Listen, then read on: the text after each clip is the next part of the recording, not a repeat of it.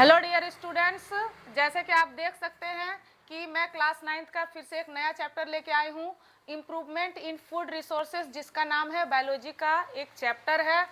और आज मैं इसके बारे में पूरा फुल टू डिस्कशन करूँगी। अगर आप मेरे चैनल को अभी तक सब्सक्राइब नहीं किए हैं तो मेरे चैनल को सब्सक्राइब कर लीजिए और मेरे वीडियोज़ के साथ पूरा बने रहिएगा, ताकि आपको एग्ज़ाम पॉइंट ऑफ व्यू से आपके लिए बेहतर हो। चलिए देर नहीं करते हैं, क्लास की शुरुआत करते हैं। तो चैप्टर का आपका नाम है improvement in food resources. Improvement का मतलब क्या होता है? कोई भी चीज़ का कैसे हम बदलाव करें, कैसे हम अपने आप में इम्प्रूवमेंट लाएं। तो यहाँ अपने आप में इम्प्रूवमेंट लाने का बात यहाँ नहीं हो रहा है, बल्कि भोजन में इम्प्रूवमेंट लाने का बात हो रहा है। आपका भोजन में इम्प्रूवमेंट लाने का बात किया जा रहा है, ठीक है। तो चलिए देखिए, हम लोग डेली भोजन खाते हैं।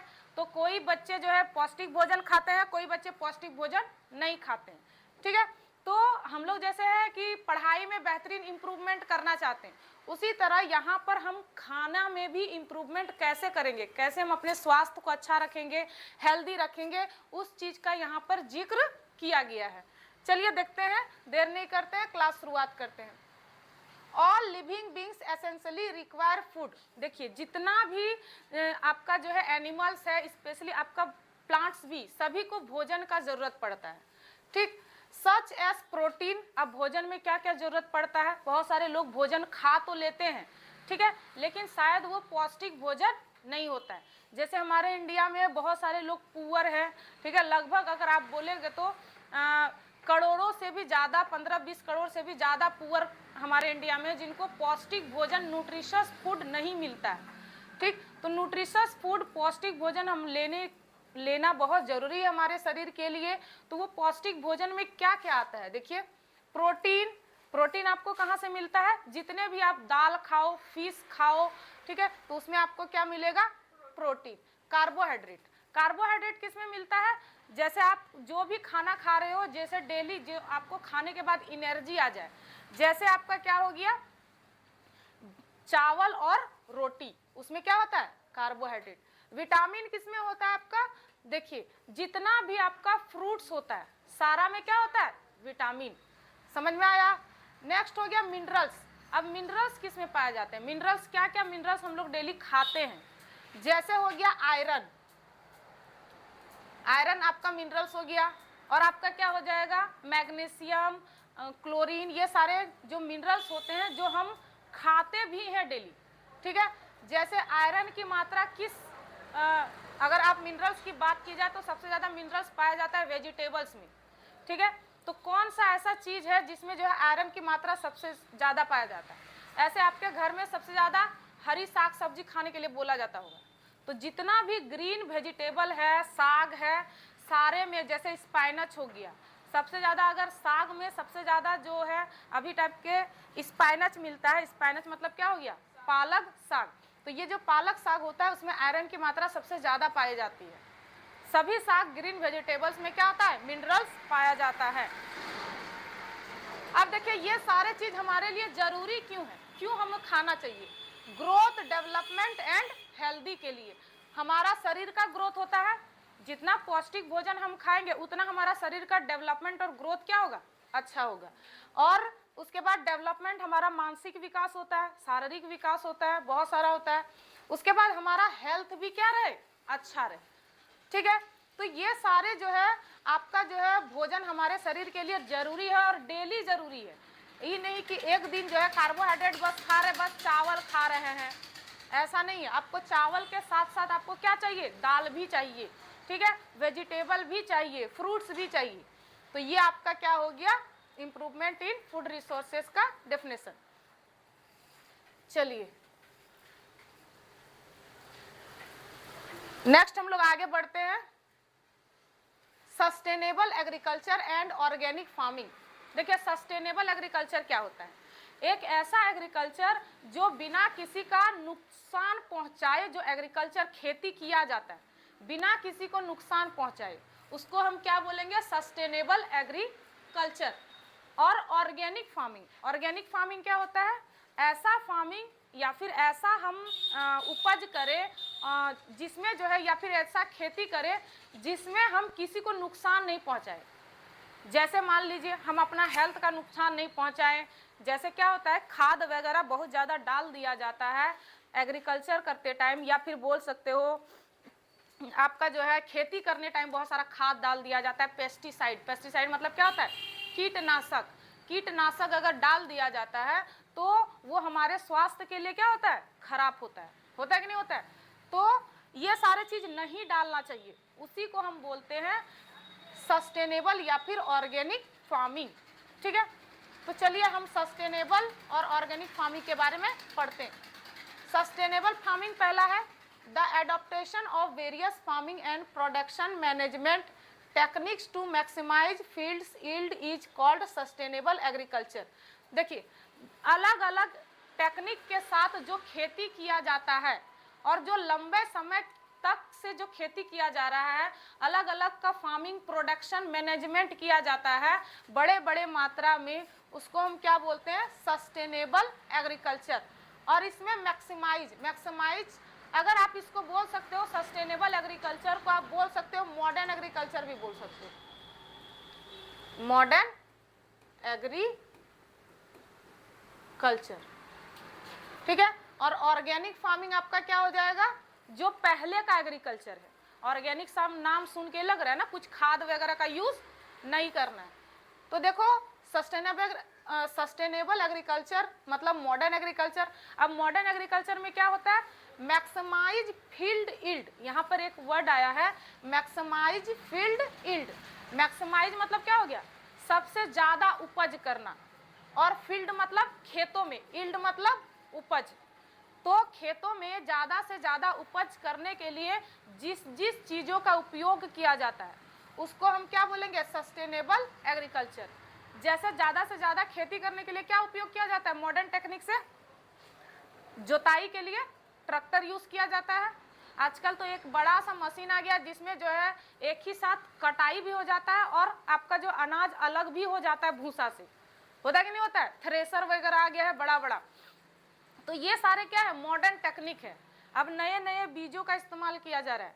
पहले के टाइम में क्या होता था कि जो बीज होते थे वो डालने के बाद मतलब हो सकता था उपजता था, नहीं उपजता था।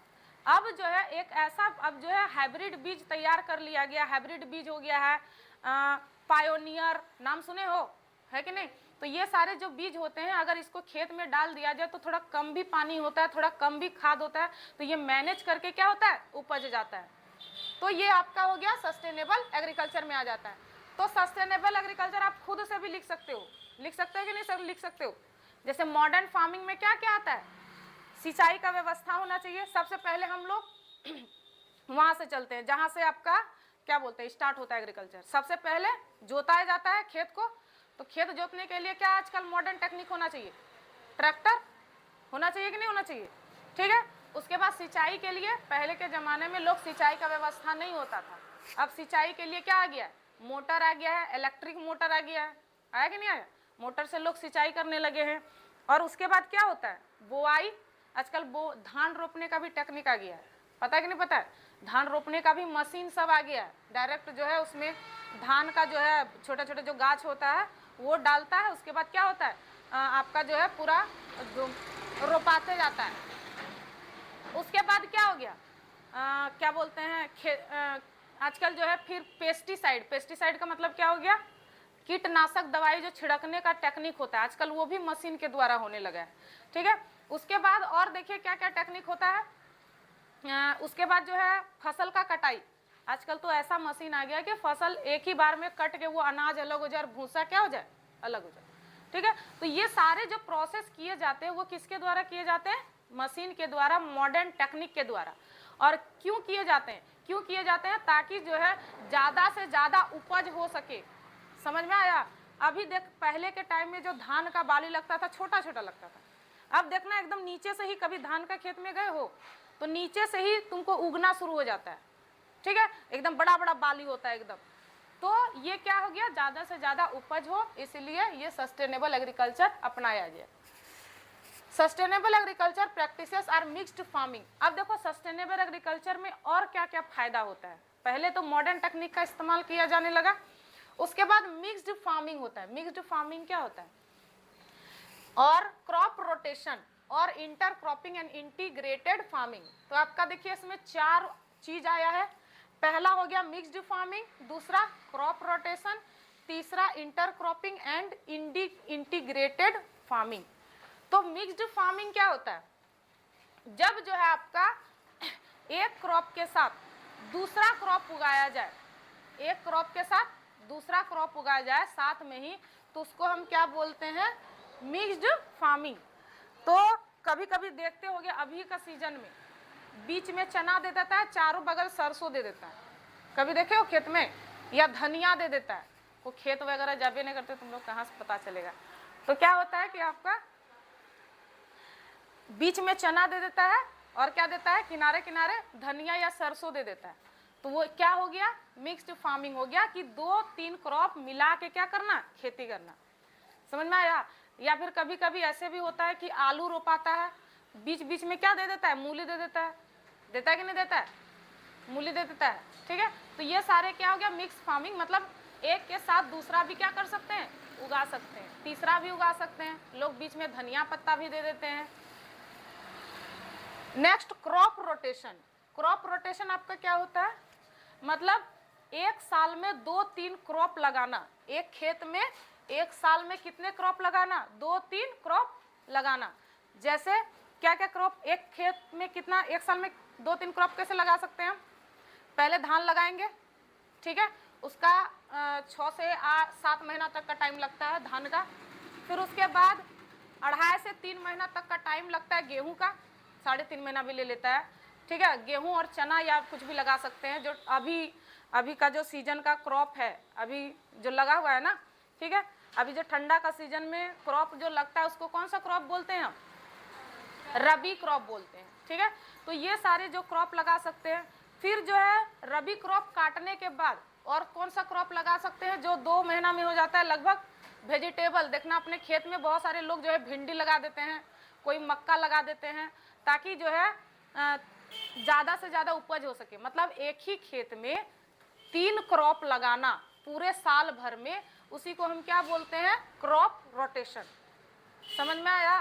ठीक है, तो ये आपका क्रॉप रोटेशन हो गया। कोई खेती वगैरह करते होगे, गांव घर के होगे तो पता चलता होगा। ठीक है, नेक्स्ट हो गया inter cropping and integrated farming. वही इंटर क्रॉपिंग का मतलब भी वही हो गया कि मतलब एक के बाद दूसरा फसल एकदम तुरंत लगा देना। ठीक है, कोई आपका इथी नहीं करना। नेक्स्ट इंटीग्रेटेड फार्मिंग का मतलब ये हो गया कि मिला जुला कर फार्मिंग लगाना, जैसे एक के साथ दूसरा। ठीक, अगर एग्जाम में अगर ये दोनों नहीं भी लिखोगे तो कम से कम ये और ये लिख दोगे तो आ जाएगा तुम्हारा marks. It is necessary for the fulfilment of hunger and high yield farming. अब देखो ये क्यों जरूरी है? एक साल में 3 क्रॉप लगाना एक ही खेत में क्यों जरूरी है? जरूरी इसलिए है क्योंकि ज्यादा से ज्यादा लोगों को अनाज मिल सके और हंगर मतलब क्या होता है? भूख। भूख को मिटाया जा सके, हमारे भारत से गरीबी को मिटाया जा सके। ठीक, और ज्यादा से ज्यादा क्या हो? उपज हो। अब देखो कौन कौन सा और आपका फार्मिंग किया जाता है। हम लोग क्या समझ लेते हैं कि एग्रीकल्चर मतलब क्या होता है? सिर्फ खेती करना, बट एग्रीकल्चर मतलब सिर्फ खेती करना नहीं होता है। और जो छोटे मोटे काम करने होते हैं जैसे गांव घर में किया जाता है, आपका इसमें क्या क्या आ जाएगा? Combined agriculture. कॉम्बाइंड एग्रीकल्चर मतलब आपका क्या हो गया कि 2 चीजों को मिला करके कॉम्बाइन करके खेती करना, 2 फसल, या फिर बोल सकते हो कि ये कुछ कुछ जो है फसल मिला करके करना। जैसे आपका एक एग्जांपल बताते हैं।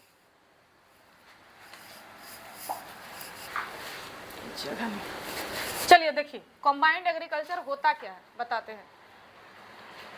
जगह नहीं है, चलिए यहाँ बताते हैं आपको। जैसे आपका क्या हो गया कि कॉम्बाइंड एग्रीकल्चर क्या होता है? देखिए यहाँ पर नीचे में पोखर खोद दिया, छोटा सा आपका पोखर खोद दिया और इसमें जो है मछली डाल दी। ठीक है, अब उसी के ऊपर जो है पोखर के ऊपर क्या लगा दिया? एक घर जैसा बना दिया। अब यहाँ पर क्या रख सकते हैं? या फिर पोल्ट्री रख सकते हैं, मुर्गा मुर्गी बहुत ज़्यादा लोग किया जाता है जिसके पास ज़मीन कम होता है, ठीक।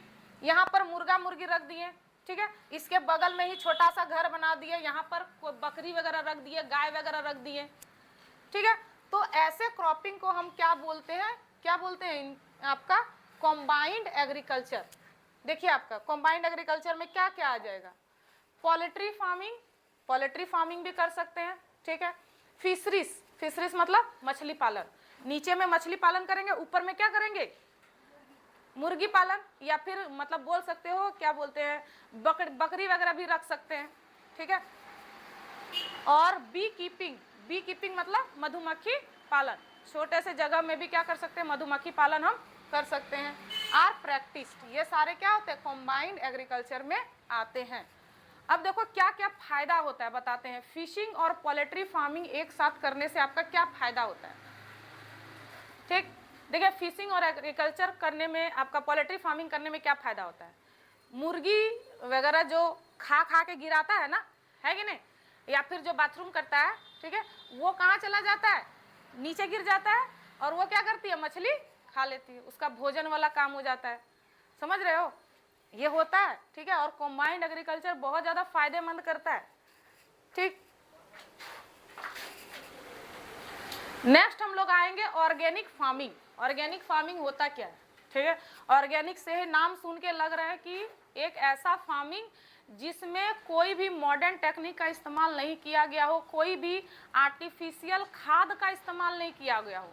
आर्टिफिशियल खाद मतलब जैसे हो गया यूरिया, डीएपी, ये सब चीज़ का इस्तेमाल नहीं किया गया हो, ठीक है। बस जो है छोटा सा टेक्निक अपना इस्तेमाल कर, जैसे हम लोग घर वगैरह में उगाते हैं ना, बारी वगैरह में, ठीक है, क्या करते हैं, जैसे धनिया हम लोग उगा रहे हैं, खाने उने के लिए धनिया उगाते हैं, तो हम लोग करते क्या है एक्चुअली कि छोटा सा जगह एरिया को क्या करते हैं आपका जो है अपने से खोद लेते हैं, ठीक है, उसके बाद उसमें धनिया दे देते हैं, और उसमें करते क्या है थोड़ा सा गोबर वगैरह मिक्स कर देते हैं, या फिर राख वगैरह जो घर का होता है उसको क्या करते हैं मिक्स कर देते हैं। तो ऐसा फार्मिंग जिसमें जो है आर्टिफिशियल खाद का यूज़ नहीं किया गया हो, या फिर मॉडर्न टेक्निक का यूज़ नहीं किया गया हो, उसको हम बोलते हैं ऑर्गेनिक फार्मिंग। चलो देखो, the farming in which organic matters like manure. अब देखो इसमें आर्टिफिशियल चीज़ों का यूज़ नहीं किया जाता है, तो क्या यूज़ किया जाता है, क्या क्या यूज़ किया जाता है आपका मैन्योर। मैन्योर मतलब क्या होता है, एक ऐसा खाद जो प्राकृतिक रूप से तैयार किया जाता है, गोबर या फिर राख या फिर जो है सड़े गले चीज को मिला करके, उसको हम बोलते हैं मैन्योर। या फिर याद रखना कि गोबर, इतना याद रखना कि गोबर का जो बहुत जगह में गोबर खरीदा जाता है स्पेशली खेत वगैरह में डालने के लिए, ऑर्गेनिक फार्मिंग करने के लिए। बायो फर्टिलाइजर, बायो फर्टिलाइजर मतलब क्या हो गया, बायो मतलब हो गया घरेलू फर्टिलाइजर।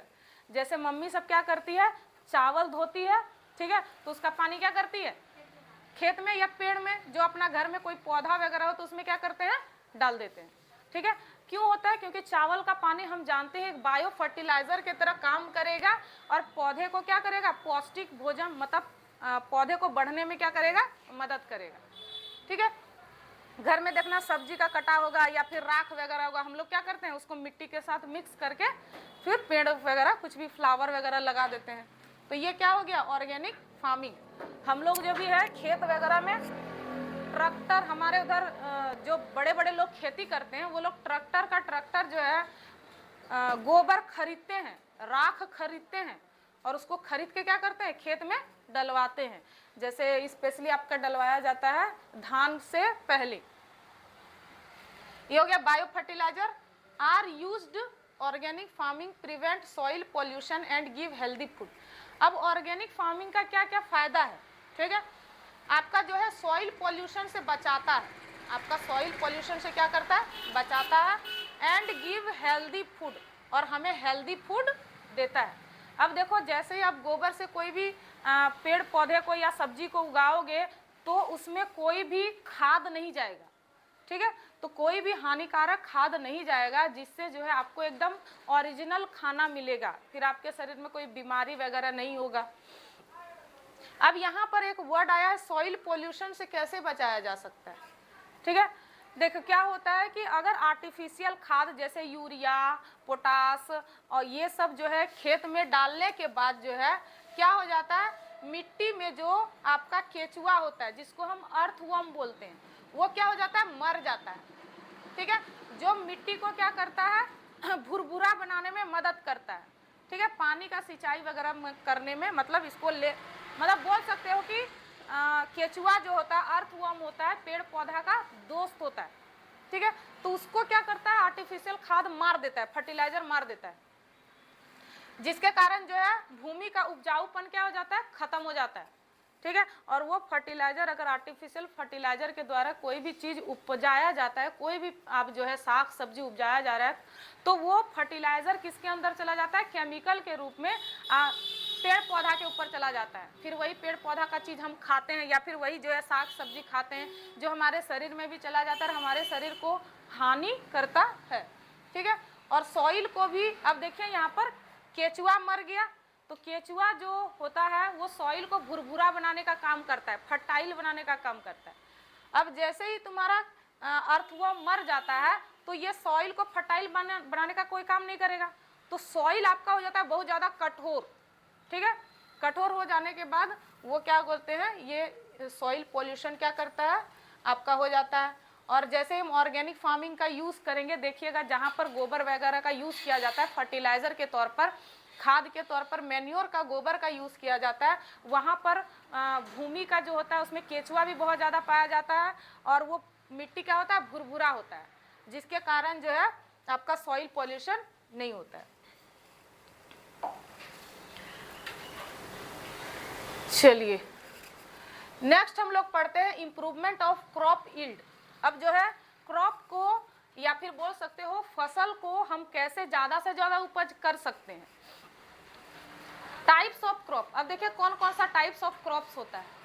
सबसे पहला हो गया some seeds are used to eat. अब देखो यहाँ पर ऐसा नहीं कि सिर्फ हम लोग जो है साग सब्जी ही खाते हैं, बल्कि कुछ कुछ बीज भी खाते हैं।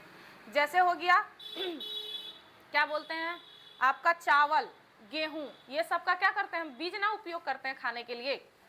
ठीक है, तो अब देखिए सबसे पहला हो गया सीरियल, लिखना बंद करो।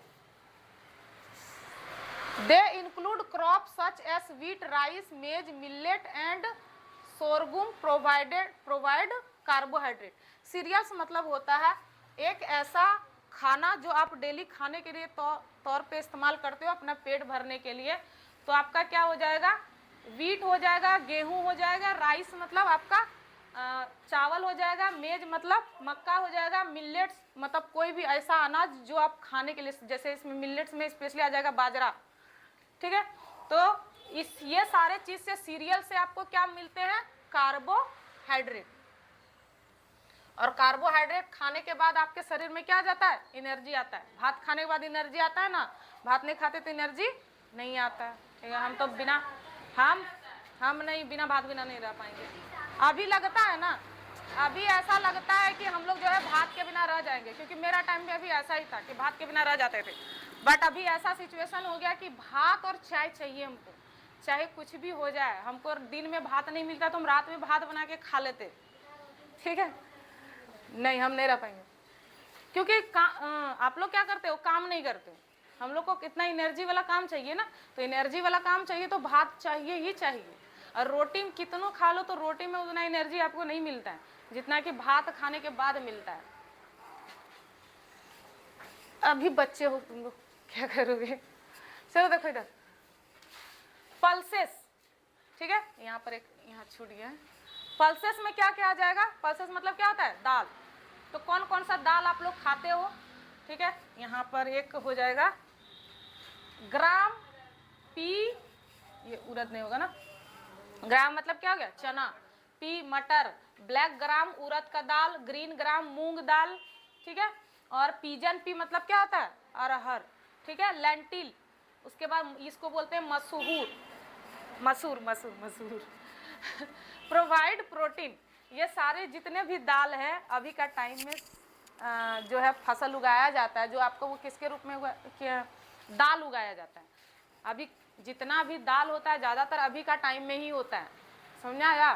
ठीक है कुछ कुछ दाल छोड़ के, जैसे हो गया आपका मूंग, मूंग जो होता है रेनी सीजन में होता है, रेनी सीजन के थोड़ा सा पहले, ठीक है। और ये आपका हो गया अरहर का दाल, पीजन पी जो अरहर का दाल होता है इसको सबसे ज़्यादा टाइम लगता है, लगभग आपको देखो ग्राम पी ब्लैक ग्राम ये सबको ज़्यादा टाइम नहीं लगता है, 3 से 3.5 महीना, बहुत 3 महीना काफ़ी हो गया। लेकिन ये जो पीजन पी होता है, ये देखते हो ये दाल थोड़ा महंगा भी आता है, तो ये जो पीजन पी होता है अरहर का दाल हो जाए लगभग जो है 10 महीना का टाइम लगता है इसको उगने के लिए, ठीक है। तो मतलब पूरा लगभग साल भर ही मान के चलो कि इस खेत में, जिस खेत में पीजन पी बोया जाता है पूरा साल भर वो ले लेता है। ये हो गया, ये सब सारे चीज हमारे लिए पौष्टिक भोजन के लिए जरूरी है। नेक्स्ट हो गया ऑयल सीड। ऑयल सीड में आपका क्या क्या जरूरी है? Oil seeds include groundnut, ठीक है। ऑयल सीड मतलब ऐसा सीड जिसको हम खाने के लिए तेल के रूप में इस्तेमाल किया करते हैं या फिर हम उसको डायरेक्टली खाने के लिए इस्तेमाल करते हैं, ठीक है। जैसे हो गया ग्राउंड नट, ग्राउंड नट मतलब क्या हो गया? बादाम, बादाम का तेल, सीसम, कैस्टर ऑयल आपका स्पेशली जो है जोड़ों का दर्द वगैरह में इस्तेमाल किया जाता है इसको हटाने के लिए। मस्टर्ड ऑयल, लीन सीड मतलब क्या हो गया? चिकना का तेल। ऐसे चिकना का तेल नहीं खाना चाहिए, चिकना का तेल बहुत हानिकारक होता है। इसका चिकना एक बीज होता है, चिकना आपका एक बीज होता है जिसमें जो है तेल निकाला जाता है, लेकिन ये चिकना का तेल हमारे स्वास्थ्य के लिए अच्छा नहीं है। कुछ दिन खाओगे तो कोई दिक्कत नहीं है, लेकिन डेली खाना हमारे स्वास्थ्य के लिए अच्छा नहीं है, ठीक है। एंड सनफ्लावर का तेल तो बहुत महंगा आता है, ठीक है। इसको फेस वगैरह लगाने के लिए इस्तेमाल किया जाता है, या फिर सनफ्लावर एंड प्रोवाइड्स फैट। तो जितने भी तेल वाले चीज़ हैं सब जो है आपका क्या करते हैं? फैट एक का एक रूप है। अब देखो यहाँ पर एक कैस्टर ऑयल आया है। कैस्टर का तेल कैसे बनता है? जैसे आपका एक बड़ा सा पेड़ आता है, ठीक है, उसका टहनी ज़्यादा मजबूत नहीं रहता है, एक कांटा दार जैसा आपका बीज आता है, देखे होगे कभी रास्ते में, ठीक है। मतलब आप बोल सकते हो एक मंजिला जैसा पेड़ आता है, इस टाइप का पत्ता रहता है, जैसे आपका पपीता का पत्ता होता है ना, उस टाइप का पत्ता होता है, और उसमें जो है लट क्या बोलते हैं आप? लट नहीं बोल सकते हो, कांटा जैसा आपका बीज रहता है, इस टाइप का बीज रहता है। ब्लैक नहीं रहता है, हरा कलर का रहता है, ठीक है, इस टाइप का रहता है, ठीक है। तो इसके जो अंदर में जो बीज होता है इसी से कैस्टर ऑयल बनाया जाता है, ठीक है। इस कैस्टर ऑयल का इस्तेमाल जोड़ों का दर्द हो गया, मतलब दर्द वगैरह का रिमूव करने के लिए किया जाता है, लगाया जाता है। महंगा आता है सब ऑयल, ठीक है। तो जितना भी तेल वाला चीज क्या करता है? फैट प्रोवाइड करता है, मोटापा प्रोवाइड करता है। नेक्स्ट हो गया विटामिन एंड मिनरल्स। और आपके शरीर के लिए क्या जरूरी है? Vitamin and minerals are present in fruits and vegetable. तो विटामिन सबसे ज्यादा किस में पाया जाता है? फ्रूट्स में। और मिनरल सबसे ज्यादा किस में पाया जाता है? वेजिटेबल्स में। समझ में आया? तो जितना भी आप फ्रूट्स खाते हो, अब देखो फ्रूट्स का काम क्या होता है, वो ऐसा नहीं कि हमारे शरीर में एकदम एनर्जी प्रोवाइड कर देता है, ऐसा नहीं। वो फ्रूट्स का जो आपका काम होता है, ऐसे हमारे घर में फ्रूट्स तभी आता है जब हम बीमार पड़ते हैं, है कि नहीं? लेकिन बीमार नहीं पड़ो इसके लिए आपको डेली खाना चाहिए। बीमार नहीं पड़ो तो फ्रूट्स आपको इसके लिए क्या करना चाहिए? डेली खाना चाहिए। लेकिन अब हम बता रहे हैं, हमको लगता है हम पिछले 1.5-2 साल से लगभग हम बीमार नहीं पड़े, ठीक है, कुछ भी नहीं। तो उसका एक ही कारण है कि हम फ्रूट्स को रेगुलर इस्तेमाल करना शुरू कर दिए। अब उसमें ऐसा नहीं कि बहुत महंगा फ्रूट्स, सिंपल सा ऑरेंज हो गया, कभी कभी अनार मंगवाते हैं, नहीं तो उतना नहीं। ऑरेंज हो गया, एप्पल हो गया, कभी बनाना मंगा लिए, तो ये सब फ्रूट जो है रेगुलर इस्तेमाल कर सकते हो, ठीक है। मिनरल्स ये तो वेजिटेबल हो गया। अब आपको जो है वेजिटेबल में हरे साग सब्जी जरूर खाना चाहिए, जो आपके स्वास्थ्य के लिए क्या हो? अच्छा हो। भतुआ का साग खाओ। भतुआ का साग नहीं खाते हैं तुम लोग? छी, देख ली, इसीलिए तुम बीमार पड़ती है। भतुआ साग नहीं खाती है।